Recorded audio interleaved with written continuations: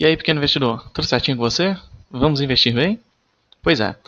Hoje, por assim dizer, vamos realmente iniciar as atividades do nosso canal. Espero que seja bastante proveitoso para todos vocês e que minha análise sirva de ponto de evolução e amadurecimento. Antes de iniciar, deixo aqui o disclaimer de que as análises apresentadas aqui no canal servem única e exclusivamente para avaliação das ações que eu tenho interesse em adquirir para compor a minha carteira pessoal de investimentos, não sendo indicação de compra ou de venda de ativos. Dito isso, vamos para o que interessa. Hoje avaliaremos a ENBR3, EDP Energias do Brasil.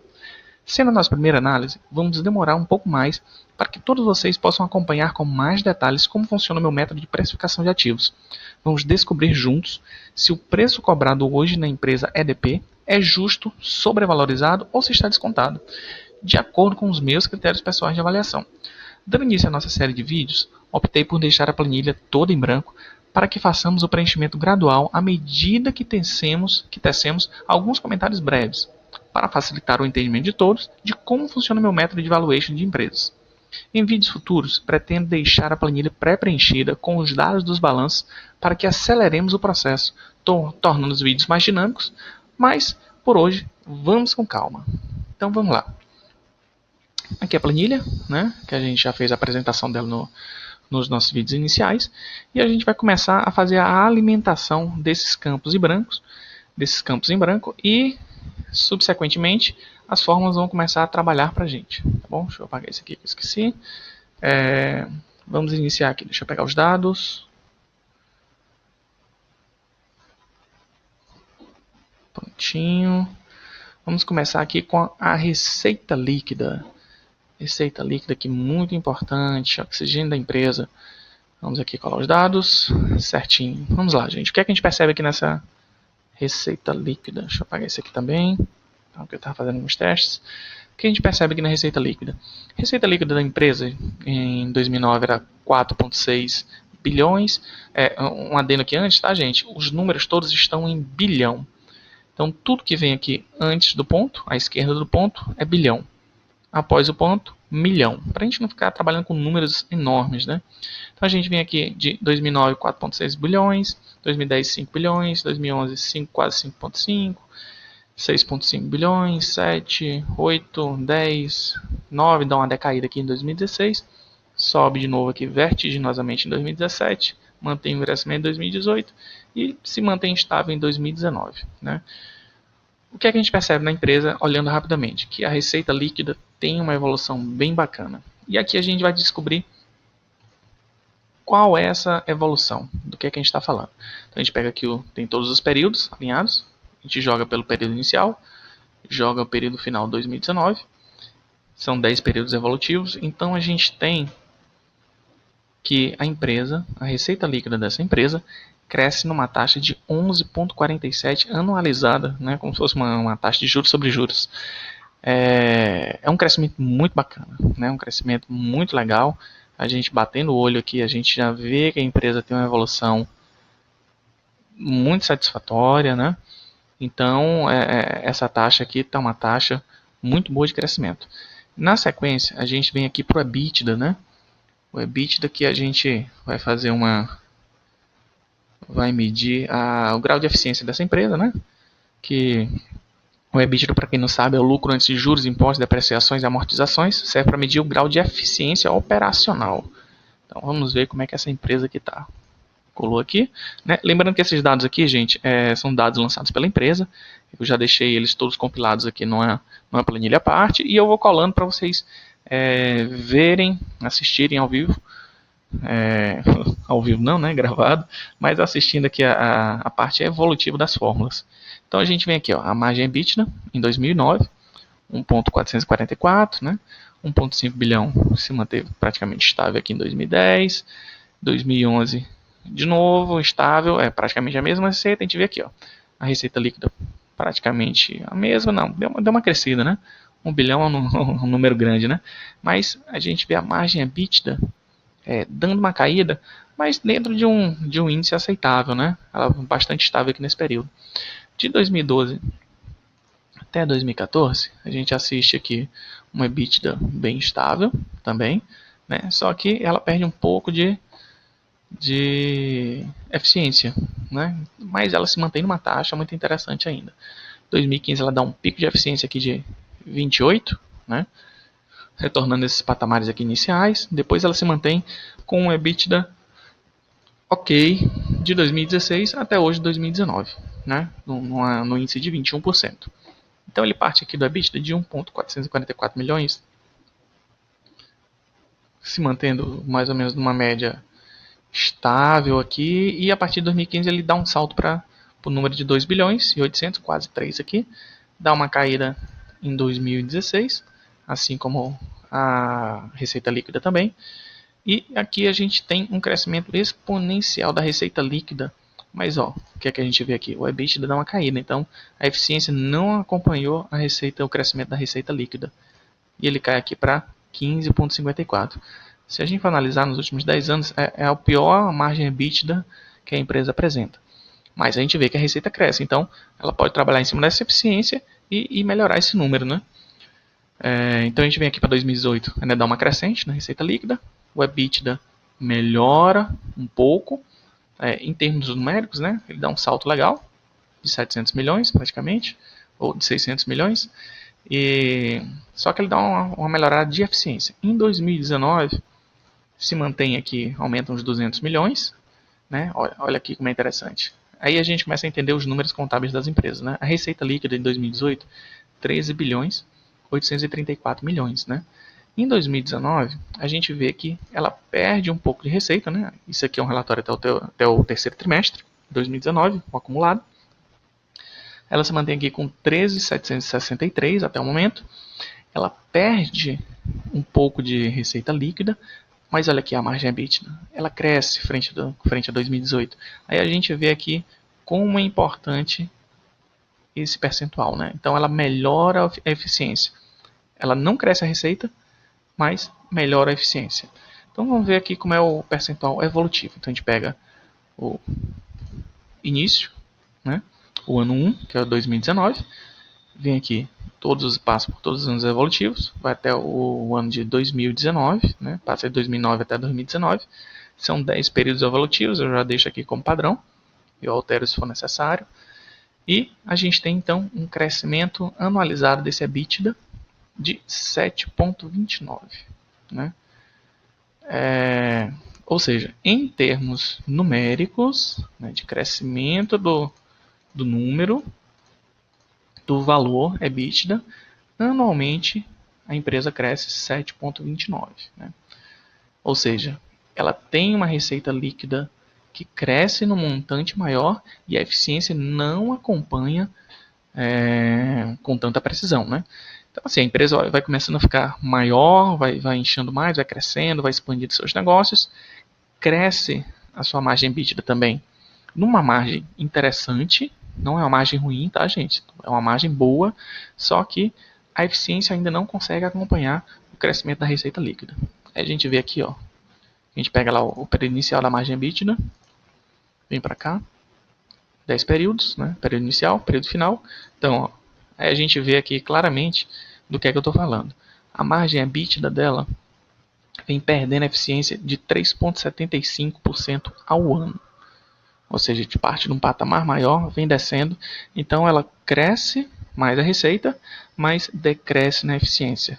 Isso pode ser melhorado, tá bom, gente? Melhorando esses números aqui, a empresa fica redondinha. Vamos lá, agora vamos para uma parte fundamental, gente. Vamos aqui, lucro líquido, né?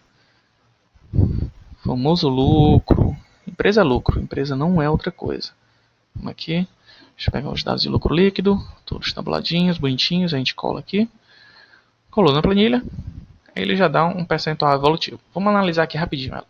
2009 a gente parte de 785 milhões, 2010 dá uma decrescida, 2011 cai mais um pouco, ou seja, aqui ela vem ó, caindo até 2012. De 2012, de 2013 em diante, ela começa a dar um salto. Então 2013 554, 838, vai para casa do bilhão, né, quase dobra aqui.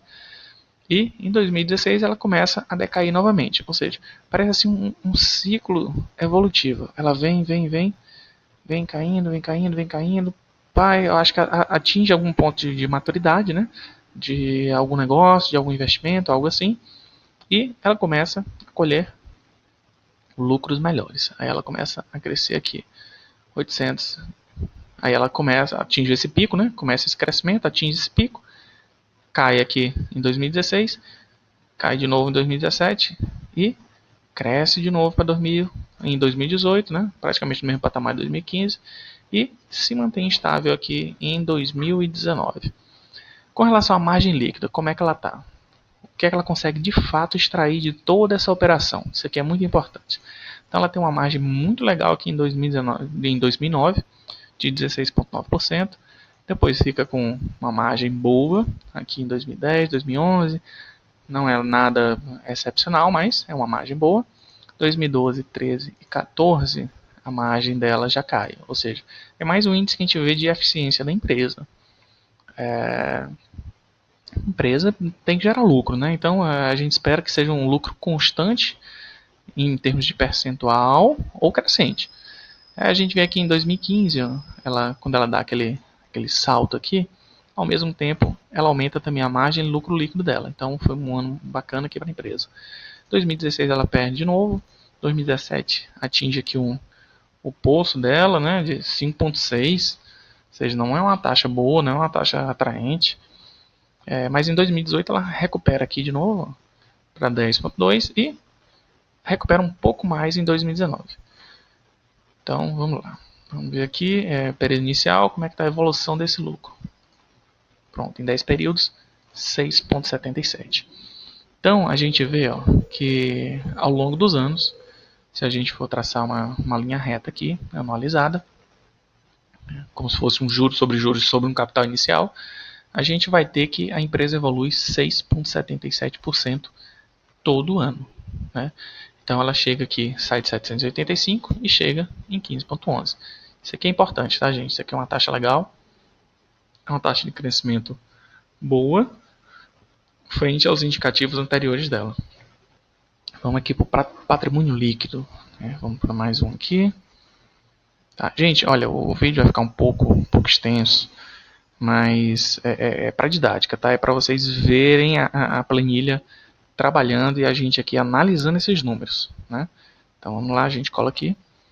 Vamos lá, patrimônio líquido dela. Qual é a evolução desse patrimônio? Então, esse patrimônio aqui, ele em 2009 parte de praticamente 6 bilhões. Vem aqui para 6,5, se mantém em 6,5.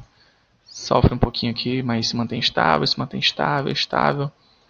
Aí ele começa a crescer aqui em 2015, né? 2015 aqui parece um ano aqui de uma virada de chave na empresa, né? Só que aí ela dá uma crescida mais aqui em 2016, cresce em 2017, cresce em 2018, cresce em 2019. Ou seja, o patrimônio dela que a gente vê aqui vertiginosamente, de 2013 até 2019, vem crescendo constantemente. Né? Qual é o percentual evolutivo aqui desse... Deixa eu pegar aqui o percentual evolutivo da margem de lucro aqui primeiro, 16. Parte para esse, 10 períodos. Olha aqui, gente, em 10 anos, a gente traçando essa margem de crescimento, qual a margem de crescimento do lucro aqui? Na verdade, ele dá uma decrescida, né? Ela perde um pouco de eficiência aqui de captar lucro, né? Um lucro líquido mesmo para o acionista. O patrimônio dela crescendo, vamos para cá, retomando. O inicial, 5.909, 10.403, 10 períodos. Então a gente vê um percentual evolutivo do patrimônio líquido em 5,83, ou seja, todo ano essa empresa cresce praticamente 6% o seu patrimônio líquido. Isso é bom.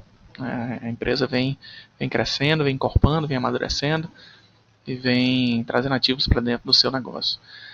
O ROE, vamos lá. O ROE é o percentual de eficiência, né? É o retorno do seu patrimônio líquido, é o lucro líquido que a empresa consegue gerar com relação ao patrimônio dela. Então a gente vem aqui que tem um ROI de 13% em 2009, 11%, 10%, então aqui um ROI ok, né? Nada excepcional.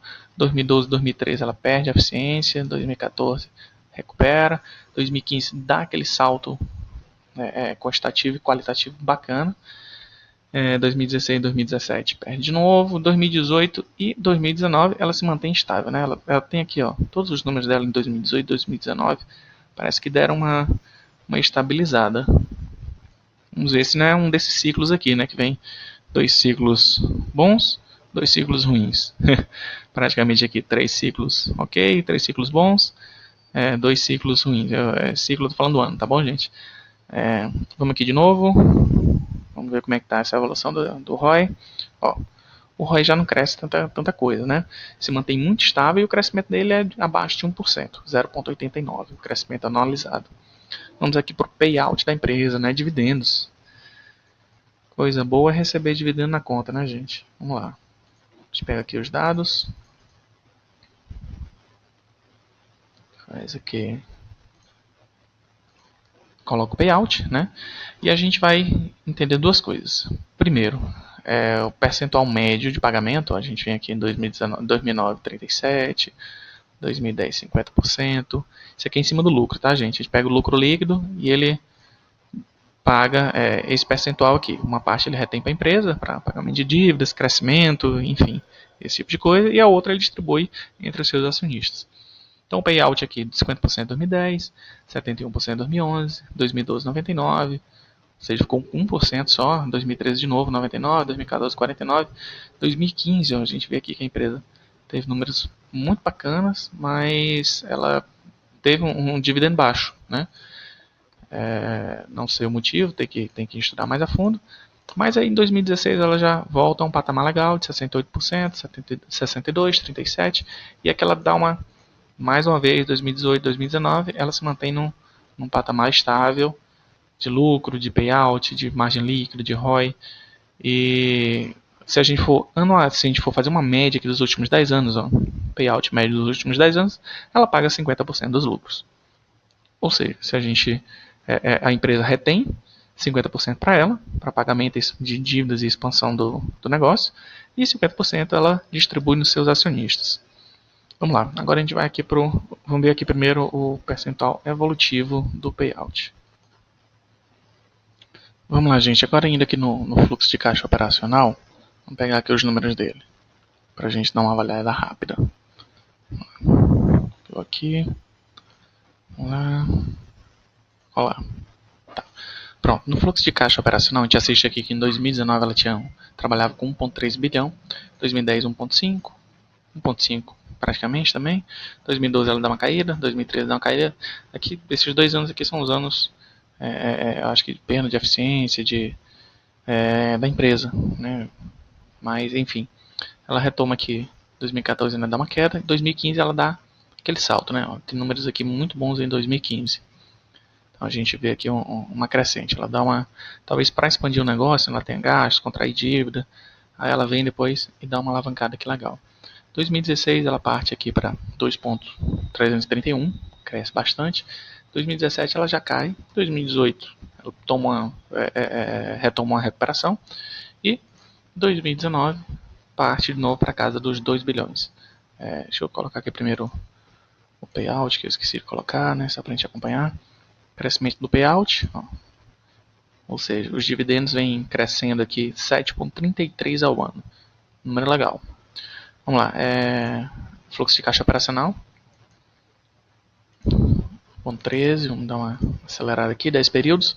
Fluxo de caixa operacional, ele cresce a taxa anualizada de 4,50. Né? Então, vem também mais uma margem crescente. A gente vai fazer um paralelo legal aqui junto com o CAPEX. Vamos ver o CAPEX dele aqui, que a gente relaciona com esse fluxo de caixa operacional. Então a gente pega aqui esses dados, vamos lançar aqui, colou, pronto. O que é que a gente tem aqui no CAPEX? O que é esse CAPEX primeiro, para quem não sabe, né? Aqui ó, é o valor gasto em máquinas e ativos essenciais para o funcionamento da atividade da empresa. Ou seja, é o que ela precisa gastar para que a empresa funcione e produza o produto que ela vende, né? Então a gente vem aqui que o CAPEX, ó, ele parte de 737 milhões, depois 983, dá uma decaída de novo, começa a crescer novamente aqui no ano de 2012, 2013 e cai aqui vertiginosamente em 2014, né? Dá uma melhorada bacana. Se mantém estável em 2015 cai de novo, ganha mais eficiência aqui, ou seja, ela consegue produzir praticamente a mesma coisa, né? Ela cresce aqui o fluxo de caixa operacional e perde valor no capex, que é bom, né? Então ela gasta menos para produzir mais. Aí 2017 ela volta a crescer o capex, né? Aí cai o fluxo de caixa operacional. 2018 o capex cresce aqui, fluxo de caixa cresce, mas cresce bem numa taxa menor. E em 2019 a gente vê aqui um capex muito aproximado do fluxo de caixa operacional. Isso não é bom, né? Isso aqui não é um indicativo tão legal. Deixar um capex muito alto, uma empresa que produz, que precisa de um capex muito alto para gerar o valor para acionista, não é algo bom, né? Então a gente tem que estudar o que é que foi essa evolução do capex para entender melhor. Vamos ver aqui como é que é o crescimento desse capex. O capex aqui passa de 737 milhões, passa por todos esses períodos e chega até 1,798 bilhões, né? Então, ó, o que é que a gente vê aqui? A gente assiste um crescimento anualizado de 4,5% do fluxo de caixa operacional, só que a gente assiste o CAPEX um crescimento de 9,33%. Para mim, isso aqui é um demonstrativo claro de que a empresa não está conseguindo crescer mantendo uma eficiência operacional, né? Ela precisa gastar mais para produzir mais. Só que ela produz mais numa taxa X e está gastando mais numa taxa X mais 1. Né? Então, está crescendo aqui mais que o dobro. O fluxo de caixa operacional cresce 4,5% ao ano e o CAPEX está crescendo 9,33% ao ano. Né? A empresa tem que dar uma melhorada nesse número.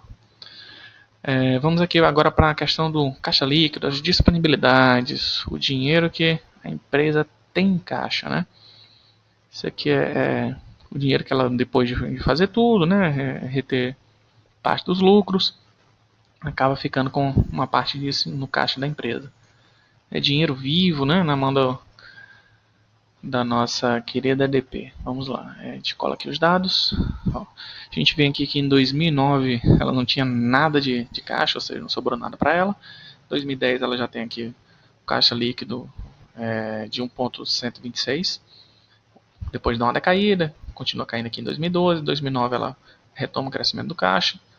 2014 ela cai novamente. 2015 aqui é o nosso ano mágico, em que tudo melhora. O caixa, as disponibilidades da empresa passam de novo do bilhão.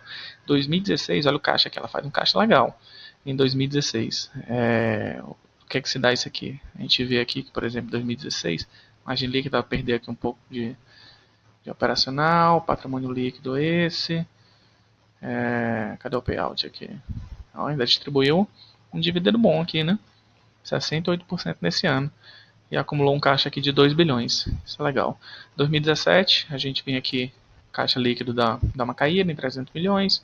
Depois ele sobe de novo aqui em 2018 e mantém esse crescimento aqui para 2019. Ou seja, a empresa hoje tem em caixa 2 bilhões e 755 milhões.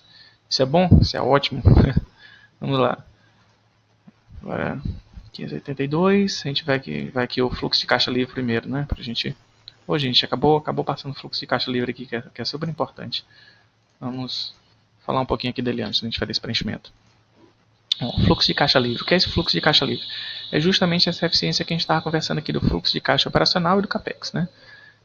A gente vê o fluxo de caixa operacional crescendo numa taxa de 4,5% e a gente vê o CAPEX crescendo numa taxa de 9,33%. Ou seja, o CAPEX vem se aproximando do número do fluxo de caixa operacional. Então a gente vem aqui, que a gente parte de 582 milhões no fluxo de caixa livre, né, que é o fluxo de caixa operacional menos o CAPEX. Aí a gente mantém uma taxa, um número estável aqui em 2010, cresce um pouco em 2011, cai vertiginosamente em 2012. Tem um fluxo de caixa operacional negativo, né? Isso aqui não é legal, mas a empresa recupera em 2014, cresce vertiginosamente no nosso ano mágico aqui 2015. 2016 ela mantém esse crescimento do fluxo de caixa livre, né? Aqui ela tem um resultado operacional muito bacana.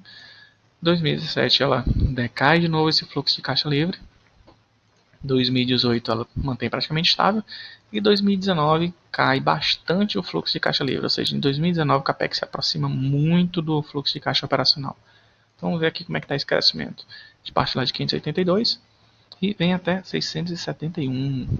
Pronto. Então, olha aqui o que eu estou falando. Com esse CAPEX em crescimento, a gente vê que o fluxo de caixa livre não consegue decolar tanto, né? Ele fica muito instável, se mantém aqui numa média razoável aqui, depois ele decai vertiginosamente nesses 2 anos, depois sobe um pouquinho, cresce aqui bacana, depois cai de novo, depois se mantém, né, nessa estabilidade e cai bastante aqui em 2019. Né? Então é um fluxo de caixa livre um pouco flutuante, mas que na origem, ao longo desses 10 anos, ele apresenta uma taxa anualizada aí de 1,43%. Tá? Então é um crescimento que deixa um pouco a desejar. Mas a gente tem que entender qual é o funcionamento e qual é esse momento da empresa, tá bom? Para fazer uma leitura melhor. Mas em termos de números, ela só cresce 1,43% ao ano o fluxo de caixa livre. Isso pelo menos está em crescimento, né?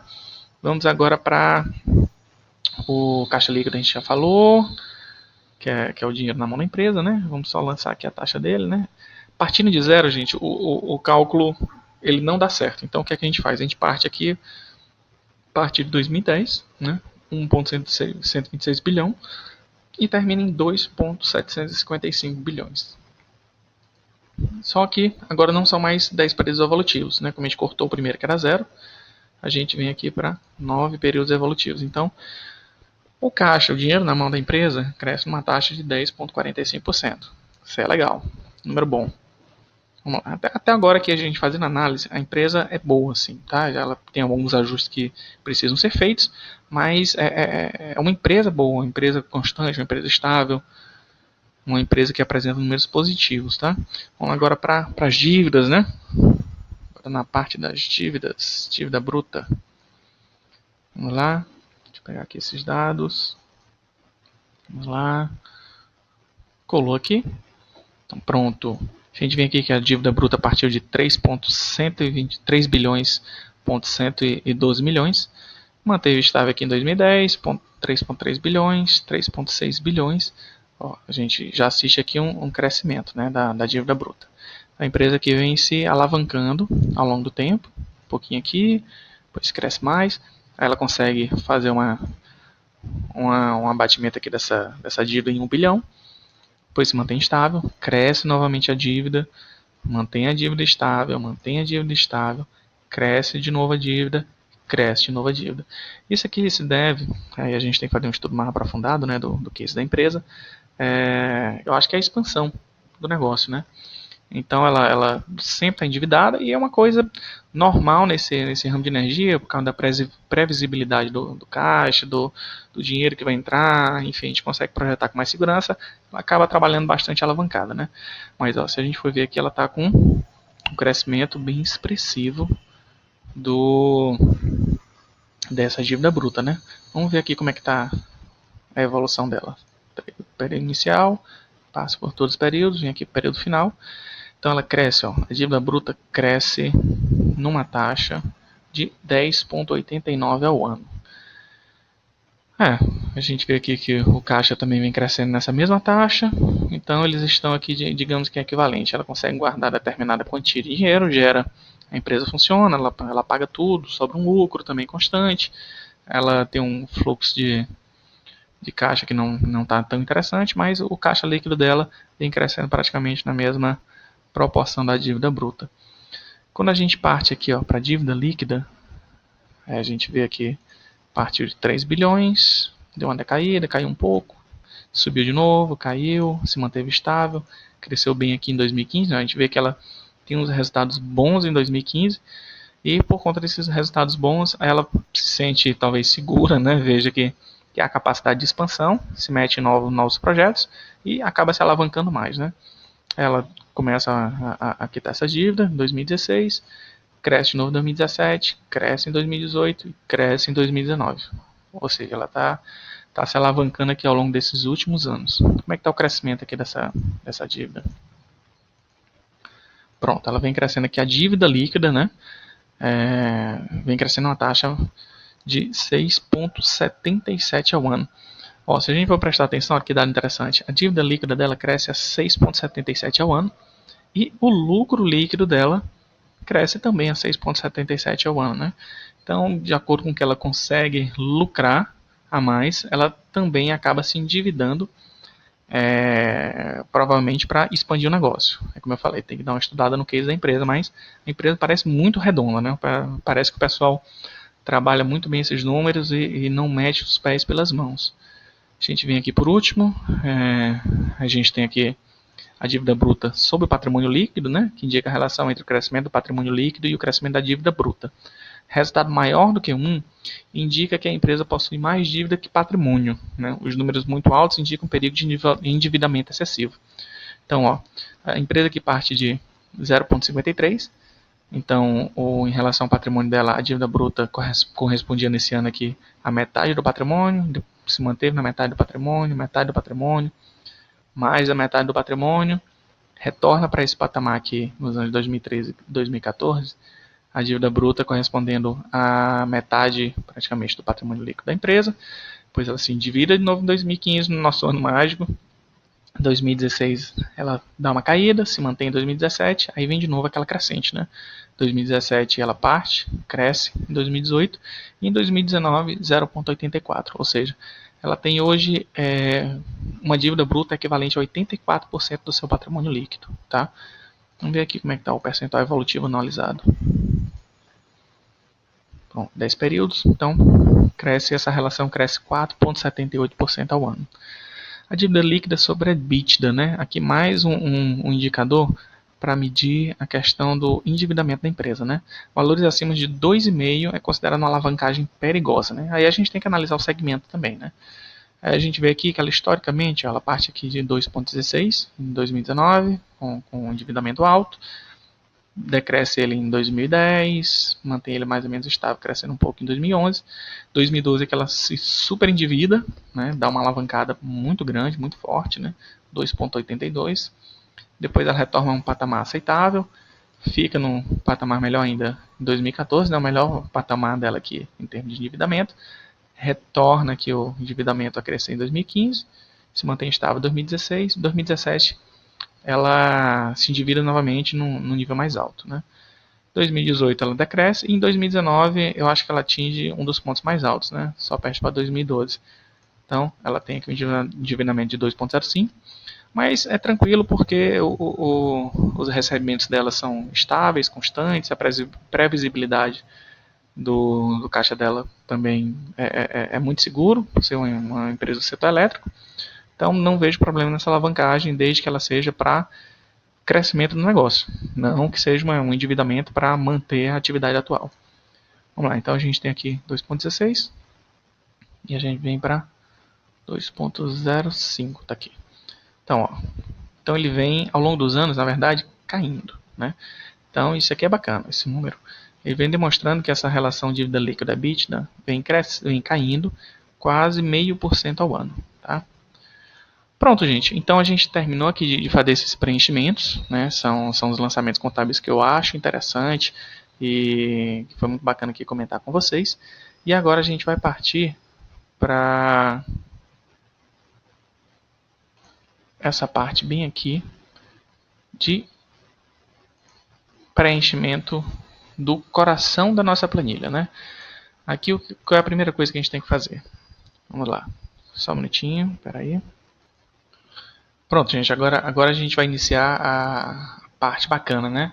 Onde a mágica acontece. Agora vai começar a ficar interessante. A gente falou muito de contabilidade, né? Crescimento de números, né? De alguns percentuais, enfim. E agora a gente vai começar a tornar isso algo mais sólido. Então a gente vem aqui, coloca o código da empresa. Depois de colocar o código da empresa, automaticamente ele já me dá a cotação do dia.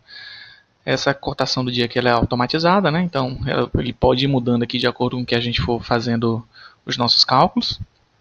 Ela se atualiza a cada 20 minutos, tá? Então, ó, o mercado ainda não abriu, então hoje ainda não indicou se está em crescimento ou se está em decréscimo aqui esse preço. Então a gente vem para alguns números interessantes. Primeiro, vamos aqui falar sobre os nossos referenciais de projeção de ganho. que é que a gente vai definir aqui para essa empresa, né? Primeiro, parte tudo da Selic, né, que é a taxa básica de juros da economia. A partir dela, a gente vai adicionar um prêmio de risco. Eu vou deixar ele aqui em 25% mesmo, né? E vou colocar um índice redutor de crescimento projetado. O que é esse índice de redutor de crescimento projetado? Vai ser um índice que a gente vai utilizar como segurança, tanto esse quanto esse aqui. Vão ser escudos para o nosso dinheiro. Então a gente vê que a empresa cresce aqui hoje 6,77% no seu lucro, né? Afinal das contas, lucro é o core da empresa. Então, se ela cresce anualmente 6,77%, a gente pode determinar aqui para essa empresa um índice de redução desse crescimento.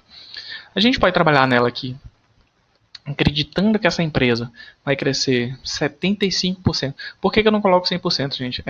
Porque justamente para trabalhar como um escudo, como um defensivo. Então, eu acreditar que ela vai fazer 100% não me dá nenhuma margem de segurança. Então, a gente vai trabalhar aqui com algum número entre 50% e 75%, né? Vamos colocar aqui algumas simulações, né? A gente, por enquanto, não. Vamos para o seguinte: por enquanto, a gente vai deixar no 50%, tá? E a gente vem aqui para um outro canto da planilha, que é para a gente tabular alguns dados, né?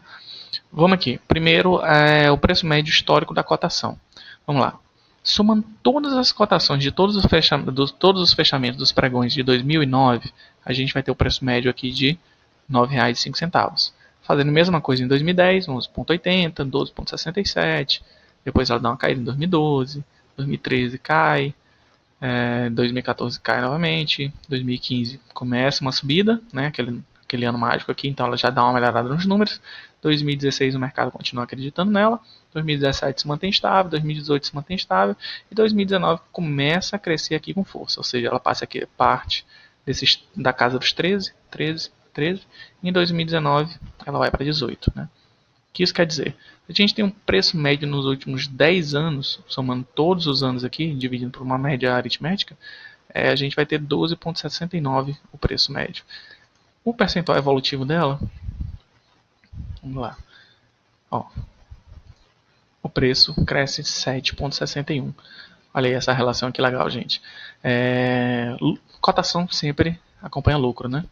E ela acompanha lucro com uma determinada expectativa. Então o lucro cresce 6,77 e a cotação está crescendo 7,61.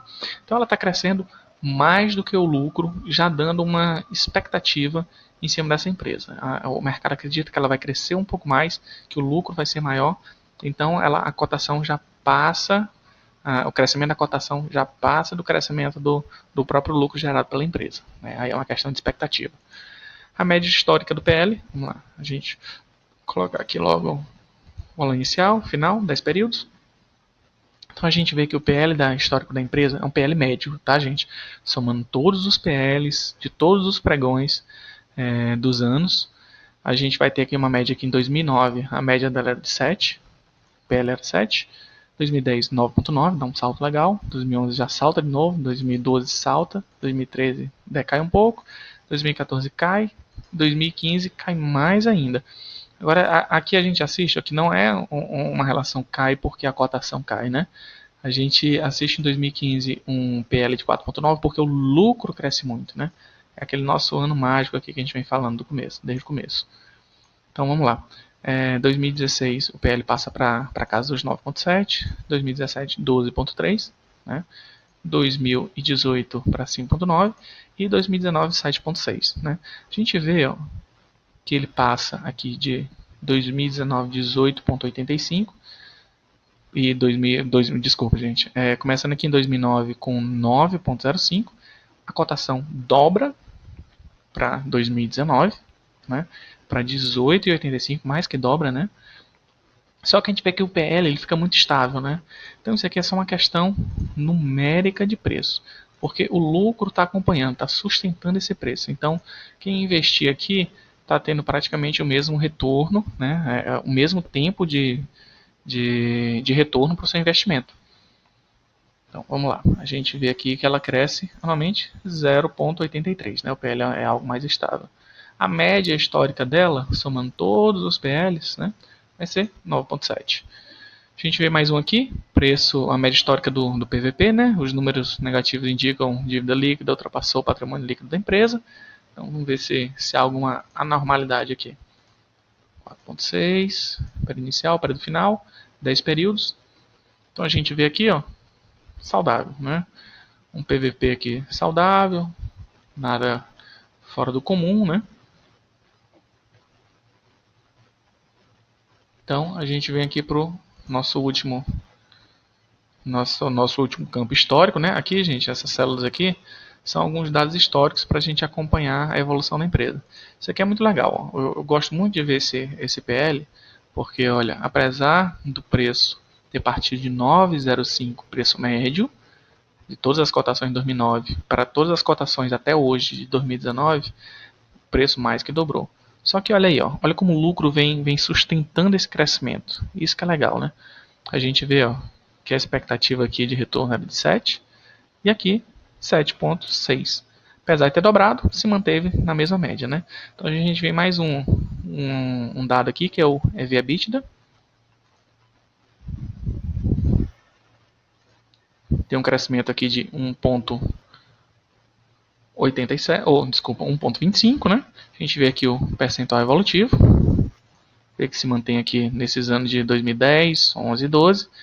13 também, até cai em 2014, cai mais ainda em 2015, um ano mágico. 2016 volta a crescer, se mantém estável, cai novamente e está de novo aqui esse ano numa perspectiva de crescimento. Então pronto, gente. Analisado aqui esses dados históricos, preenchidos todos os dados contábeis, a gente vem aqui para baixo. Né? Aqui embaixo ó, a gente encontra, preenchido tudo isso, gerado todas as taxas, a gente consegue fazer as projeções no futuro. Né? Então a gente analisou 10 anos aqui no passado, né? Um ano presente com os anos para trás, 2009 a 2019, e agora a gente vai avaliar os fluxos futuros, vai fazer projeções. Né? A gente vai projetar aqui de 2019 até 2029. Então a gente projetando esse patrimônio líquido com a taxa de crescimento que ele vem apresentando, o patrimônio líquido, vamos lá, patrimônio líquido 5,83, né? Então, se a gente projetar isso aí com uma margem de segurança, que é aí que entram esses índices que são apresentados aqui, né? Esses escudos, o prêmio de risco, o índice de redutor de crescimento, a gente tem a seguinte evolução, que é para nos dar uma certa segurança, que esse patrimônio líquido vai crescer nessa progressão aqui.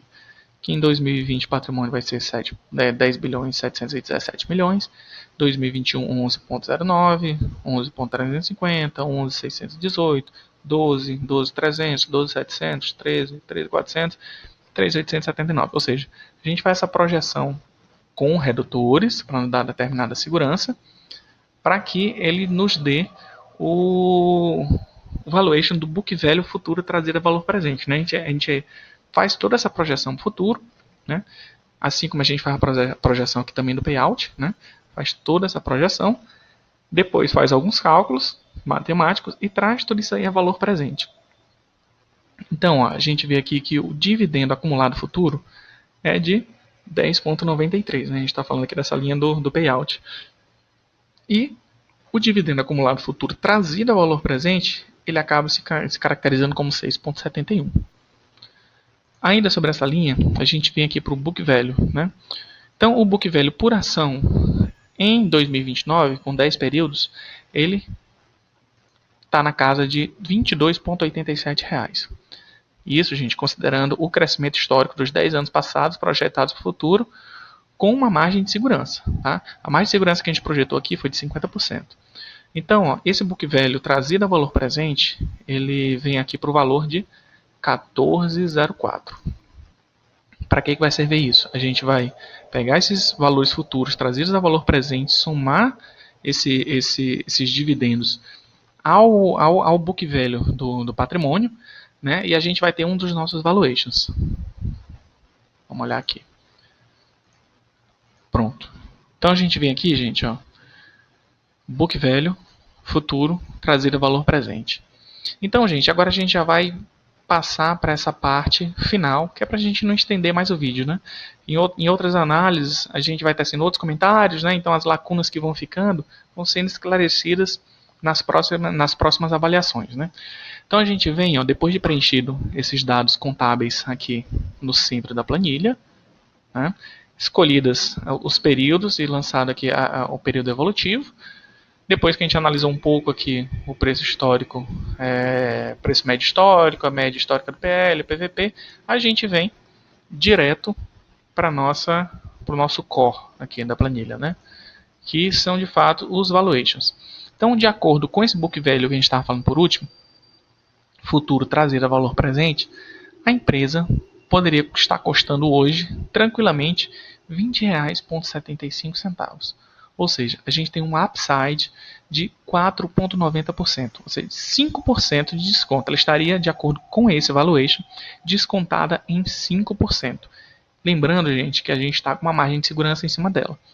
A gente não trabalha com a margem de 100%, com o mesmo percentual evolutivo, porque isso aí poderia nos deixar muito expostos.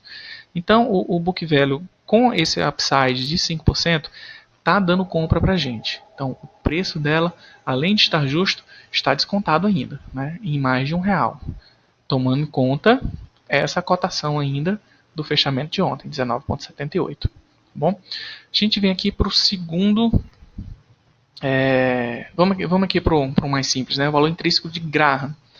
Esse valor intrínseco de Benjamin Graham é um valuation de acordo com uma fórmula que ele propôs, que que trazia determinados limites para que ele pudesse comprar uma ação. Então, de acordo com essa teoria dele, o que é que acontece? O valuation dela, essa empresa poderia custar até o limite de R$ 29,47.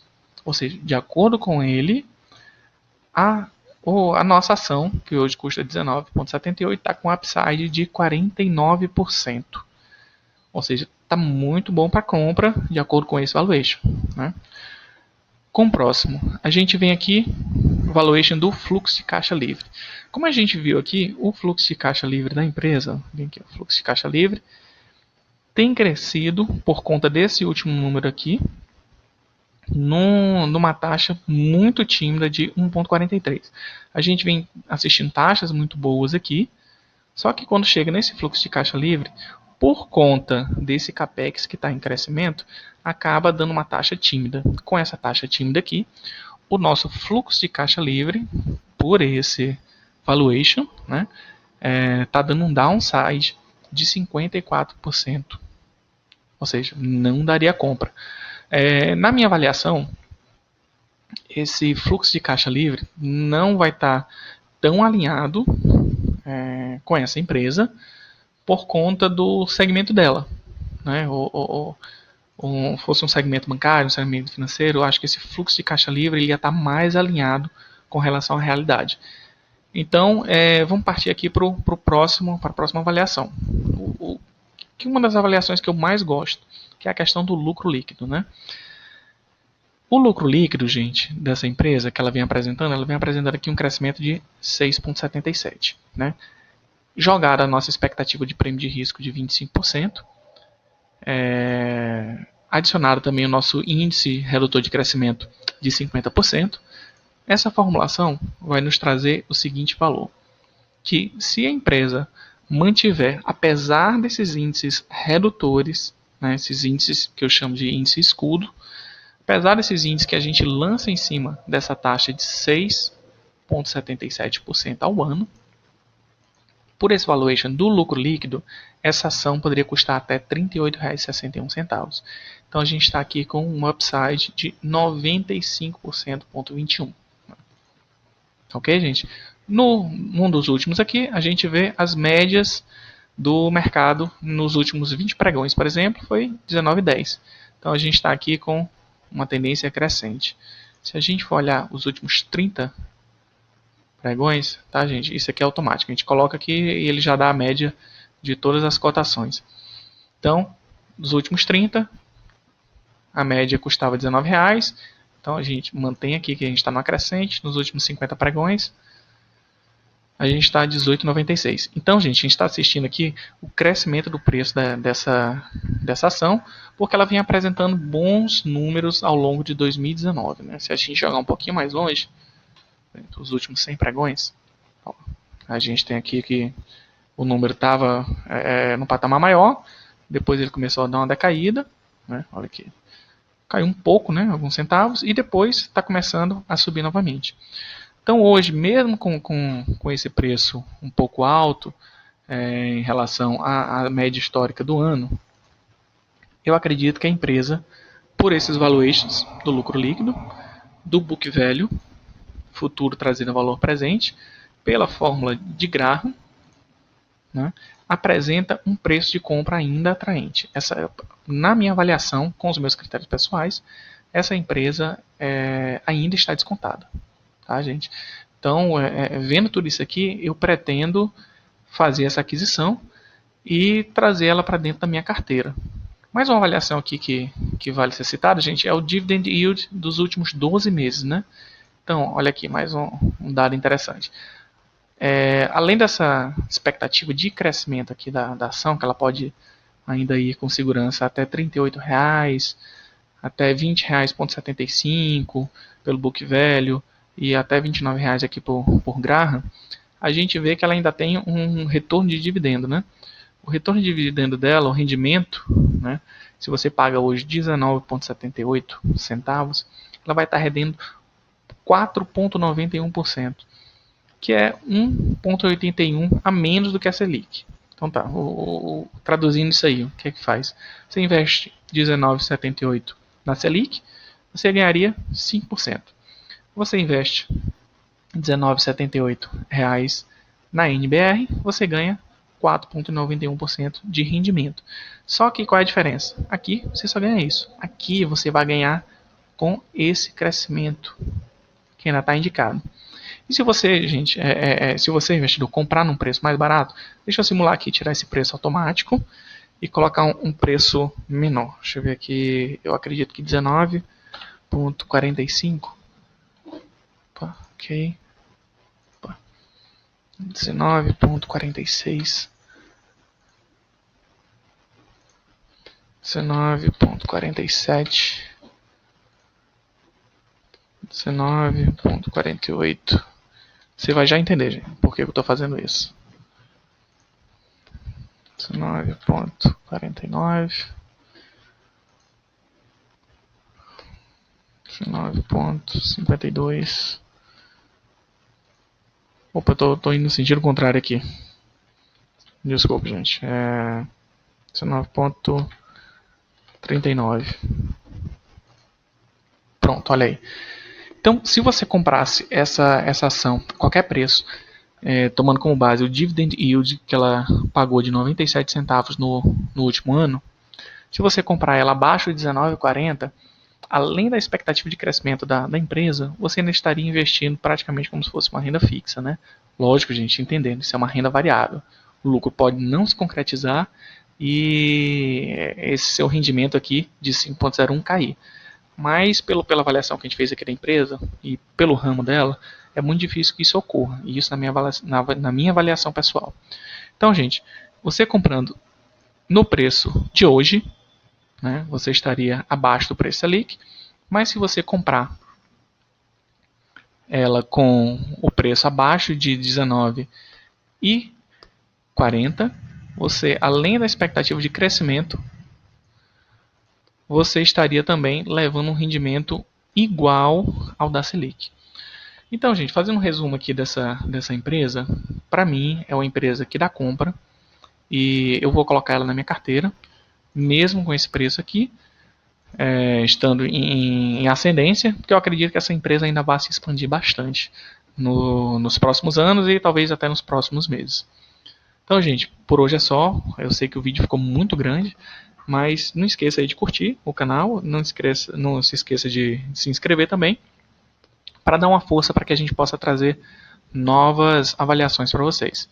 Se tiverem comentários também, gente, deixem os comentários, falem do que não ficou claro, que nas próximas avaliações a gente vai esclarecendo, a gente vai tirando dúvidas e a gente vai melhorando aqui a nossa transmissão. Tá bom, pessoal? Vamos lá, boas compras a todos e um forte abraço.